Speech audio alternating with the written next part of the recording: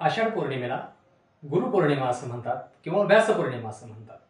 गुरूंच्या प्रती आदर व्यक्त करण्याचा दिवस म्हणजे गुरुपौर्णिमा होय।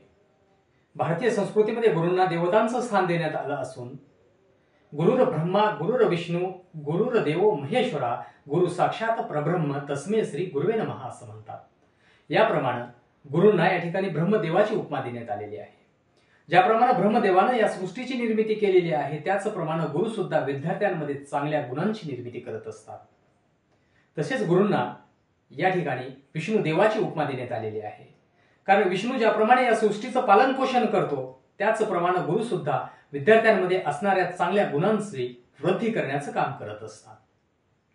तसेच गुरूंना या ठिकाणी महेश्वराची उपमा देण्यात आलेली आहे, कारण महेश्वर ज्याप्रमाणे या ठिकाणी असलेले अवगुण किंवा अन्यायाच्या विरुद्ध लढण्याचं काम करत असतात त्याचप्रमाणे गुरु सुद्धा विद्यार्थ्यांमध्ये असणारे अवगुण नष्ट करण्याचं काम करत असतात।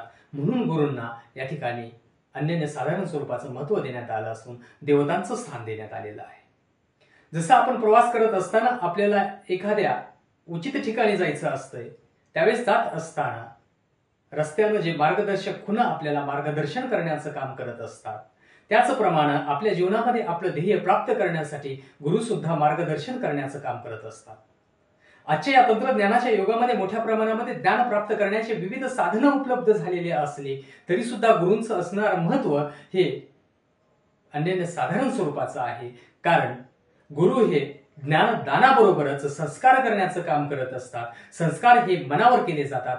शरीरावरची जखम बुजू शकते, मात्र मनावर केलेले संस्कार माणसाचं जोपर्यंत अस्तित्व आहे तोपर्यंत टिकून राहत असतात। म्हणून गुरूंना या ठिकाणी समाजामध्ये अनन्य साधारण स्वरूपाचं स्थान देण्यात आलेलं आहे।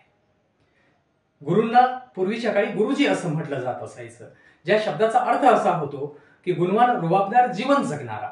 त्याच गुरुजींची जागा नंतर शिक्षकानं घेतली, ज्या शब्दाचा अर्थ असा होतो तो म्हणजे शिस्तप्रिय कर्तव्यदक्ष क्षमाशील जीवन जगणारा व्यक्ती म्हणजे गुरुजी। आणि त्या शिक्षकाची जागा आता सर या शब्दाने घेतलेली आहे। सर या शब्दाचा अर्थ असा होतो तो म्हणजे सर्वांगीण व सर्व क्षेत्रामध्ये परिपूर्ण ज्ञान प्राप्त करण्यामध्ये रममाण होणारा व्यक्ती म्हणजे सर।